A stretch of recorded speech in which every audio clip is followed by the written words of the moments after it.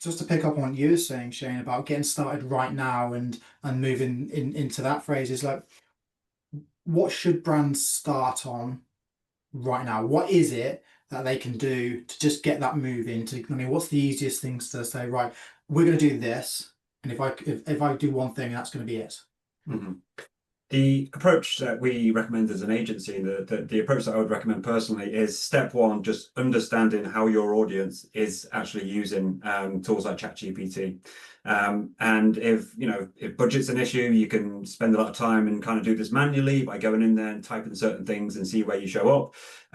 Or if you kind of want to take it seriously, you can actually have a kind of full comprehensive visibility audit focused around the kinds of things that people would search in AI assistants, which you would want to be present for. And it can look at things like sort of average position for certain prompts. It can look at things like the sentiment, so whether it's positive or negative. It can look at things like share of voice. So it's a really, really useful first step, I think, before you start moving on to the let's optimize for GEO. First of all, let's find out where you are. I think once you've got that initial data, the second step for me would be to do a bit of an assessment in terms of two key areas that actually move the dial for GEO. So how well is your website and content structured, both from a technical point of view, a kind of readability point of view from the AI's perspective, and then also a bit of an audit in terms of your sites and your brand's authority. So citations from third-party websites, links, industry awards, mentions from sort of community sites like Reddit. Get a good grasp in terms of how you're set up from those two areas, and then start to build out a strategy to plug the gaps, both where you are at the moment versus best practice, but more importantly, where you are at the moment versus the competitors who are winning in AI tools. I think that's fundamentally the way that I'd recommend approaching it. There's a lot there to get started with, isn't There there? is, there is. Really off the fuse. Matt, is there anything else there that you think we could add to that, or maybe a differing point of view? Yeah, I mean, just to throw in another kind of quick and easy one is go if you've got GA4, which hopefully most people watching this would do, go in there and just see where people are landing onto the site from places like ChatGPT. You can see them. They usually come up as referrers. Sometimes they come up as something slightly different. So if you look at the source medium, you'll be able to find them in there. And just look at where people are landing onto the site, because that will give a really strong indication of what content is kind of being effective at the moment for you. So we've seen it for a lot of clients because we've done this. It's like ultimately you still have that behavioral similarities with the content that you have. So top of the funnel content still drives higher volume from a ChatGPT, for example. Your commercial pages tend to be a lot higher conversion rate than your top of the funnel pages, as you would expect. So it's really similar behavior. So you need to understand, are we still getting that top of the funnel content? Are we still getting the middle? Are we still getting the bottom? And in what volumes? So you can identify where you've got an issue, if you potentially do have an issue, and what's working and what's not.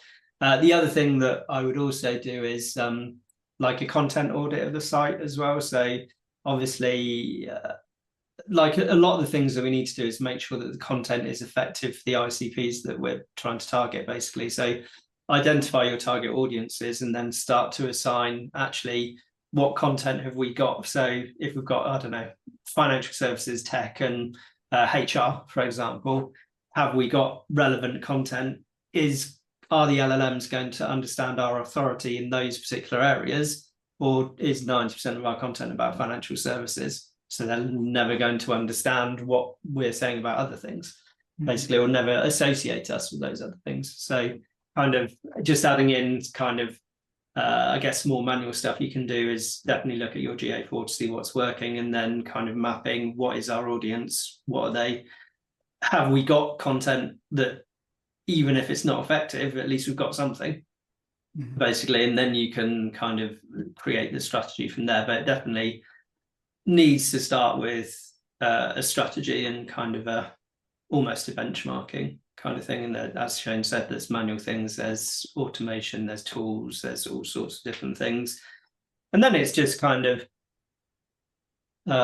it's getting started with stuff. So I personally, I'm an advocate for starting with the things that will have the broadest possible impact. So rather than starting with content creation, start with the technical aspects. So making sure that ChatGPT or something like Perplexity or Claude or whatever can access and understand your information in the most effective way. And that might be template level changes. So if you start with them, that might have a really broad impact as opposed to kind of crafting a really great piece of content, which will have a, like, it's definitely something you need to do at some point, but it's probably not where you need to start.